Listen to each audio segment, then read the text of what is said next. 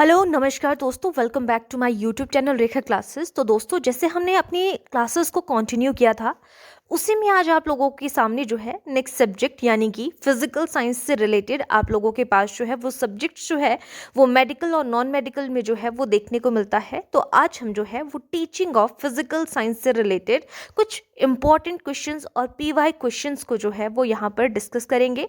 तो चलिए स्टार्ट करते हैं हम आज की क्लास को। जैसे कि आप लोगों के पास जो है यहाँ पर सबसे पहला क्वेश्चन है, आप यहाँ पर देख पा रहे हो। ठीक है, आंसर्स भी मैंने साथ साथ में ही आप लोगों को मेंशन किए हैं। हम यहाँ पर इन बाकी ऑप्शंस को भी देखेंगे। तो पहला क्वेश्चन है, which method is most suitable for teaching abstract concept in physics. यानी कि फिजिकल साइंस में हम केमिस्ट्री और फिजिक्स के बारे में जो है वो बात करते हैं। पहली बात तो यहाँ पे आपसे पूछा है कि टीचिंग, अगर आप लोगों को एब्स्ट्रैक्ट कॉन्सेप्ट की, एब्स्ट्रैक्ट कॉन्सेप्ट क्या होता है? जो चीज़ें आप अपने, जिन चीज़ों को सॉल्व करने के लिए आप अपने दिमाग का यूज़ करते हो, यानी कि जिनको आप छू नहीं सकते हो, टच नहीं कर सकते हो, मतलब उन्हें कहा जाता है एब्स्ट्रैक्ट कॉन्सेप्ट। जो आपके दिमाग में चल रहे हैं, आप उनके बारे में फील कर सकते हो लेकिन देख नहीं सकते, टच नहीं कर सकते उन चीज़ों को। तो उसके लिए सबसे अच्छी जो विधि है वो कौन सी है? जो भौतिकी की अमूर्त अवधारणाओं को पढ़ाने के लिए सबसे उपयुक्त विधि आपसे पूछी है। तो देखिए, लेक्चर मेथड है। लेक्चर मेथड में सिर्फ आप लेक्चर देते हो।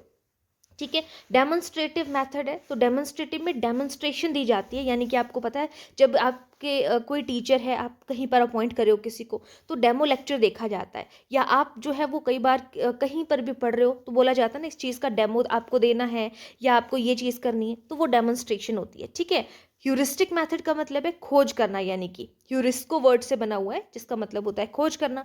टेक्स्ट बुक मेथड है देख के करना। तो यहाँ पे पूछा है कि अगर आपको एब्स्ट्रैक्ट कॉन्सेप्ट्स हैं, उसका आपको जो है वो मतलब उसे पढ़ाने के लिए तो आप क्या करोगे? डेमोन्स्ट्रेट करोगे, एक डेमो दोगे जिसकी वजह से आप उस चीज़ को अच्छे से समझ पाओगे। तो ऑप्शन बी करेक्ट आंसर हो जाएगा यहाँ पे। नेक्स्ट क्वेश्चन है, which teaching aid develops scientific attitude most effectively.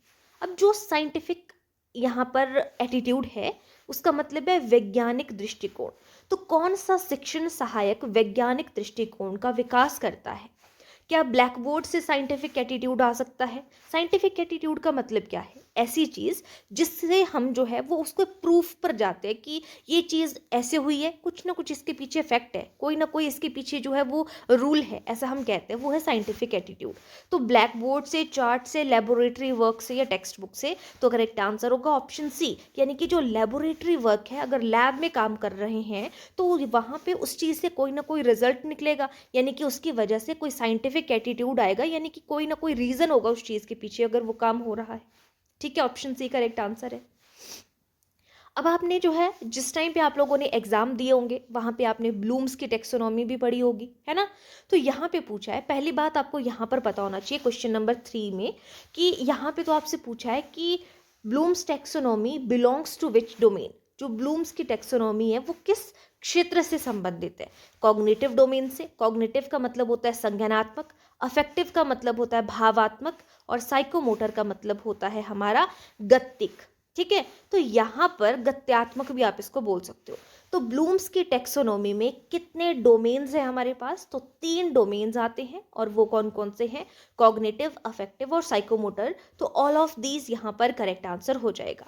तो जो कॉग्निटिव है, कॉग्निटिव आपका जो है यहाँ पे माइंड से रिलेट है, अफेक्टिव आपका जो है वो हार्ट से रिलेटेड है, साइकोमोटर आपका हैंड से रिलेटेड है। इतनी चीज़ें आपको यहाँ पे पता होनी चाहिए।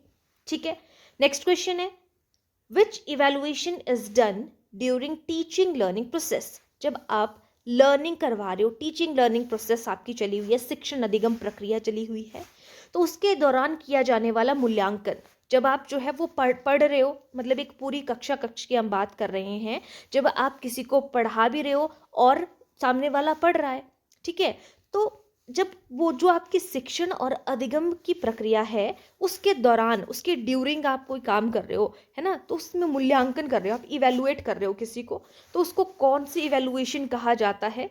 सबमिटिव कहा जाता है, डायग्नोस्टिक कहा जाता है, फॉर्मेटिव कहा जाता है। ठीक है, तो समेटिव का मतलब होता है योगात्मक मूल्यांकन, डायग्नोस्टिक का मतलब होता है निदानात्मक मूल्यांकन, और फॉर्मेटिव का मतलब होता है आपका जो है फॉर्मेटिव होता है रचनात्मक मूल्यांकन। ठीक है, तो यहाँ पर करेक्ट आंसर हो जाएगा हमारे पास, क्या पूछा है, शिक्षण अधिगम प्रक्रिया के दौरान पूछा है, तो ऑप्शन सी करेक्ट आंसर हो जाएगा। इसे जो है वो असेसमेंट फॉर लर्निंग के नाम से भी हम जानते हैं, और समेटिव को जो है असेसमेंट एज लर्निंग के नाम से भी हम जानते हैं। ठीक है, तो शिक्षण अधिगम प्रक्रिया के दौरान में जो आप छोटे छोटे टेस्ट ले रहे हो, मॉक टेस्ट लेते हो, उसे फॉर्मेटिव असेसमेंट कहा जाता है, और at the end of the year अगर आप कोई चीज़ कर रहे हो उसे समेटिव असेसमेंट कहा जाता है। और डायग्नोस्टिक का मतलब होता है जब हम क्या करते हैं, रीज़न को फाइंड आउट करने की कोशिश करते हैं, उसे डायग्नोस्टिक कहा जाता है, और एक रेमेडियल प्लेसमेंट आपकी यहाँ पर नहीं आती। ऑप्शन 5 ऑप्शन हो जाएगा क्वेश्चन नंबर 4 का C, formative. Next question, the principle of learning by doing was given by, तो लर्निंग बाय डूइंग करके सीखने का जो कॉन्सेप्ट है वो किसने दिया है, जॉन डीवे ने दिया है। ऑप्शन बी करेक्ट आंसर हो जाएगा। तो यहाँ पे देखिए फ्रेबल के बारे में हमने बात की थी, तो फ्रेबल ने जो है वो क्या दिया है, ये क्वेश्चन आप लोगों के लिए है। फ्रेबल ने क्या किया है, ऑलरेडी मैंने पिछली क्लासेस में आप लोगों को इस चीज़ के बारे में बताया है, तो फ्रेबल के साथ में डैश करके कमेंट सेक्शन पे आप आंसर करोगे कि फ्रेबल ने क्या किया है। और जो हर्बर्ट है, इन्होंने लेसन प्लान्स के बारे में बताया हुआ है, और स्किनर ने ऑपरेंट कंडीशनिंग थ्योरी दी है। नेक्स्ट क्वेश्चन, अब है 6th number question, which method is most suitable for teaching biology at upper primary level पे। अगर आपको बच्चों को बायोलॉजी पढ़ानी है तो लेक्चर दे के पढ़ा सकते हो, ऑब्जर्व करके पढ़ा सकते हो, प्रोजेक्ट मेथड यानी कि प्रोजेक्ट के थ्रू पढ़ा सकते हो, या डिक्टेशन के थ्रू, तो बहुत अच्छी ऑप्शन रहती है हमारे पास प्रोजेक्ट मेथड। क्योंकि प्रोजेक्ट अगर आप किसी बच्चे को दे रहे हो, जैसे कि आपको जो है वो स्केलेटल सिस्टम के बारे में करवाना है आपको बायोलॉजी में, ठीक है, तो स्केलेटल सिस्टम पे आप क्या कर सकते हो, उसको पूरा जो है उस आपके पास जो है वो प्रोजेक्ट है, उस प्रोजेक्ट के थ्रू आप जो है उसको आसानी से चीज़ों को समझा सकते हो। ठीक है, नेक्स्ट क्वेश्चन है question 7, which tool is best for developing observation skill in life science.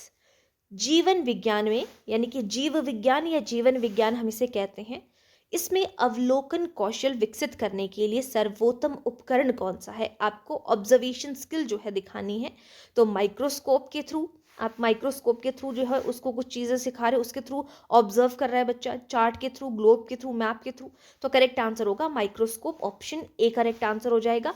Microscope के थ्रू जो है वो ज़्यादा अच्छे से जो है वो ऑब्जर्वेशनल स्किल का यूज़ कर सकता है। Next question, environmental education in biology aims at, जीव विज्ञान में पर्यावरण शिक्षा का उद्देश्य है, तो क्या उद्देश्य है यहाँ पे, तो यहाँ पर है उसका अवेयरनेस या कंजर्वेशन एटीट्यूड, तो संरक्षण का, ऑप्शन सी करेक्ट आंसर होगा, जो संरक्षण का, कंजर्वेशन का एटीट्यूड, नजरिया विकसित करना कि हमें प्रकृति को, जीव पर्यावरण शिक्षा की बात की जा रही है, तो पर्यावरण को हमें क्या करना है, संरक्षित करना है, तो संरक्षण का नजरिया यहाँ पर डेवलप होता है पर्यावरण शिक्षा से। Next question, which teaching approach emphasises learners prior knowledge, कौन सा शिक्षण दृष्टिकोण छात्र के पूर्व ज्ञान पर बल देता है, कि उसको पहले से कितना ज्ञान है ना, तो वो पहले पूर्व ज्ञान पर बल देता है, तो वो है हमारा कंस्ट्रक्टिविज्म, यानी कि रचनावाद, हमें पहले से कितना पता है, आगे वाली चीज़ों में हम क्या चेंज कर पाते हैं,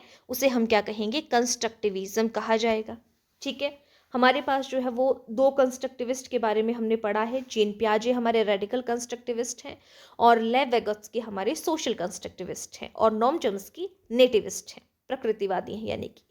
नेक्स्ट क्वेश्चन है हमारे पास question number 10, a good biology teacher should primarily be, एक अच्छे जीव विज्ञान शिक्षक को मुख्य रूप से होना चाहिए, कैसा होना चाहिए, कंटेंट सेंटर्ड होना चाहिए, सिर्फ कंटेंट तक होना चाहिए, एग्जाम ओरिएंटेड होना चाहिए, चाइल्ड सेंटर्ड होना चाहिए, अथॉरिटी सेंटर्ड होना चाहिए, तो उसे बच्चे के अकॉर्डिंग होना चाहिए, यानी कि चाइल्ड सेंटर्ड होना चाहिए, उसके इंटरेस्ट को ध्यान में रखे, उसकी नीड को ध्यान में रखे, उसके एटीट्यूड को ध्यान में रखे, एज को ध्यान में रखे, है ना।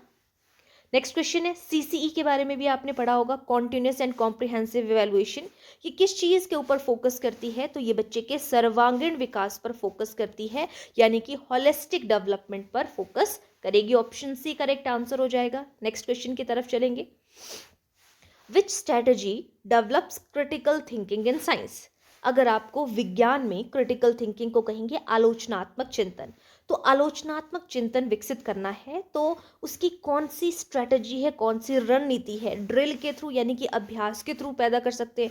इंक्वायरी बेस्ड लर्निंग, अगर आप उसको खोजबीन वाली जो है अधिगम करवा रहे हो, मेमोराइज करवा रहे हो, डिक्टेट करवा रहे हो, तो इंक्वायरी जब की जाती है, इंक्वायरी बेस्ड लर्निंग जो है वो बच्चे के अंदर क्रिटिकल थिंकिंग डेवलप करती है। Next question, science teaching should start from, जो विज्ञान शिक्षण है वो शुरू होना चाहिए कहाँ से?